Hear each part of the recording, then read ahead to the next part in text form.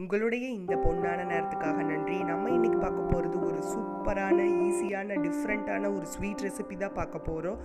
அரிசி மாவை வச்சு செய்யக்கூடிய ஒரு ஸ்வீட்டு தான் பார்க்க போகிறோம். வாங்க எப்படி செய்யறதுன்னு பார்க்கலாம். ஃபர்ஸ்ட் இதுக்கு ஒரு மிக்சிங் பவுலில் 1 கப் அரிசி மாவு எடுத்துக்கலாம். இது கூட 2 ஸ்பூன் கோதுமை மாவு சேர்த்துக்கலாம்.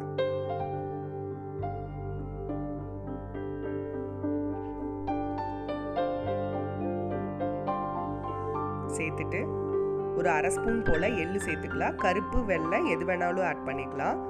அடுத்து 1/2 கப் சர்க்கரை, 2 ஏலக்காய் சேர்த்து ஒரு மிக்ஸி ஜாரில் மாற்றி நம்ம நல்லா நைஸாக பவுடர் பண்ணி உள்ளே சேர்த்துக்கலாம்.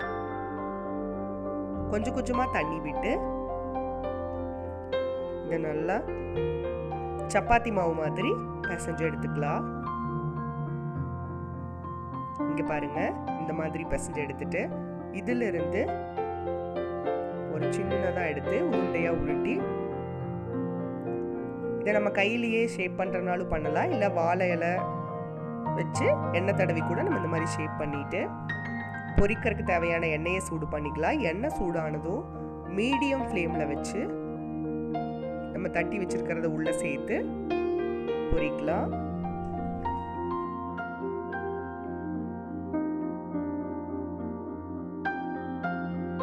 ஒரு சைடு வெந்ததும் நம்ம திருப்பி போட்டு வேக வைக்கலாம். ஹை ஃப்ளேமில் வச்சோம்னா சீக்கிரம் செவந்துரும், உள்ள வேகாது. அதனால மீடியம் ஃப்ளேமில் வச்சு வேக வைங்க. இப்போ பார்த்தீங்கன்னா 2 சைடும் நல்லா வெந்துருச்சு. இந்த ஸ்டேஜில் நம்ம இதை வெளியே எடுத்துடலாம். எண்ணெயெல்லாம் வடிச்சிட்டு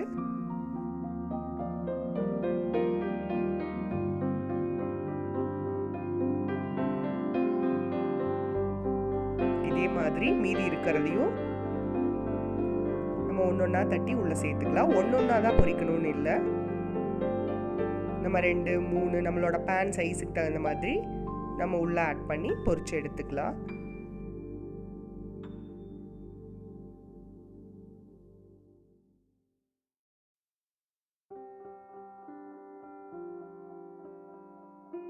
நம்ம பேன் வந்து பெருசாக இருந்துச்சுன்னா 4, 5 கூட சேர்த்துக்கலாம்.